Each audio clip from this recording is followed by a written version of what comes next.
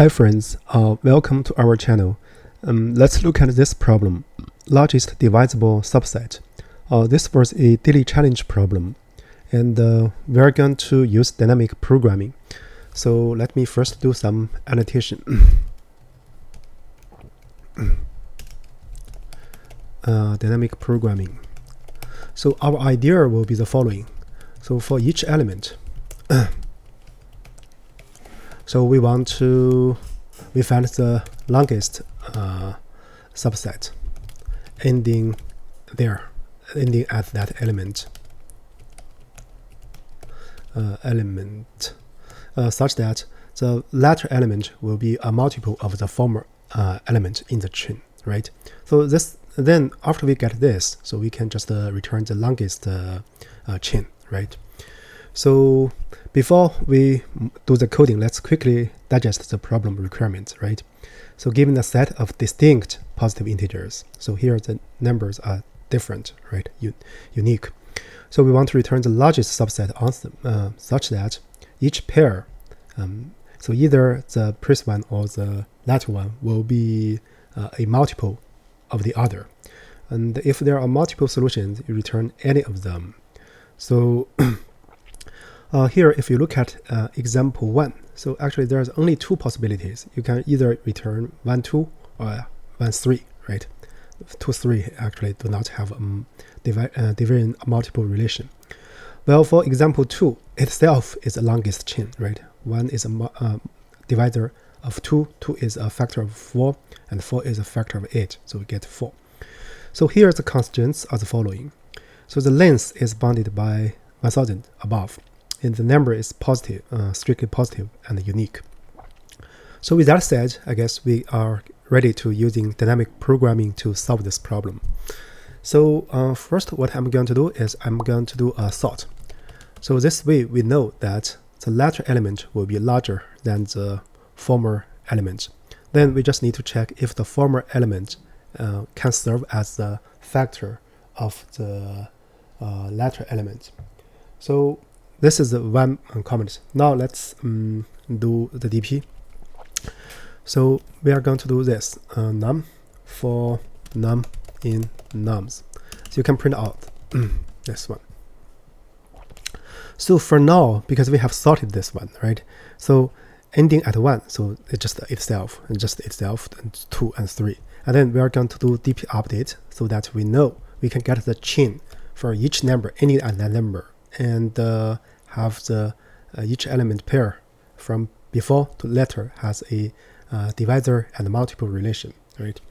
So basically for I in range length nums, then for j in range I, right? So j is in front of I. So now we check if nums I modulo nums j is 0, right? And also we know we want to check if length of dp j. So this dpj will be the longest chain ending at j, because now we can extend by adding I, right? The numbers at I. So we want to check if this one integer plus 1 is greater than the length of dpi. The reason I write length because each dpi is corresponding to a list, right? So if this is the case, so we are going to update dpi to be dpj plus this one nums I, right? In other words, we can add nums I in the chain, right? So then what we want to do, we want to return the max of the keys, the max of the elements. So let's say dp. So we can provide a key. The key will be the length, right? So we want to return the longest element in this list. So before we make comments, let's first do a test.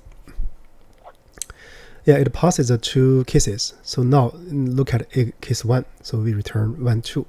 But it's possible you can also return 1, 3. In case 2, we should return 1, 2, 3, 4, 8. And now let's look at the generic case. Yeah, it passes all the generic cases. So in order to better understand this problem, so now let's first print out the final state of DP table. So that will be DP, right? So now if you see for ending at 1, the longest is just 1. Ending at 2, the longest chain will be 1, 2. Ending at 3, the longest will be 1, 3. Well, for case 2, ending at 1 for sure is itself.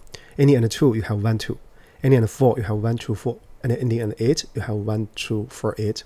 And then the longest one will be this one, right? So this is the one. And also for after each I, basically you can also do a print, right? Print after step say I, right? DP. Let me write like this, and DP. So you see this 0. After 0, you have this one.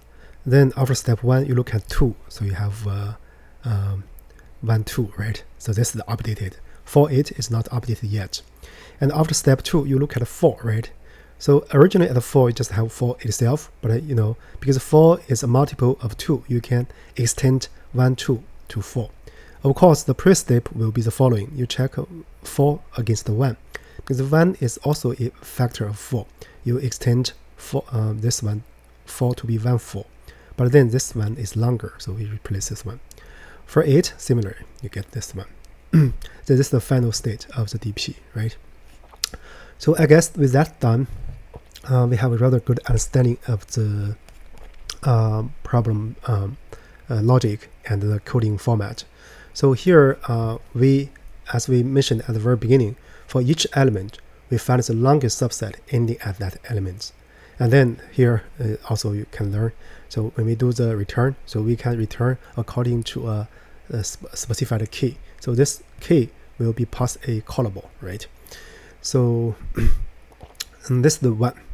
I guess another thing to be emphasized is that here we use the sort. If we do not use sort, this one, it does not necessarily the latter element will be larger than the previous element. That actually, in this regard, sort is essential for this problem. So with that said, I guess that's it for the current video. Thank you for watching.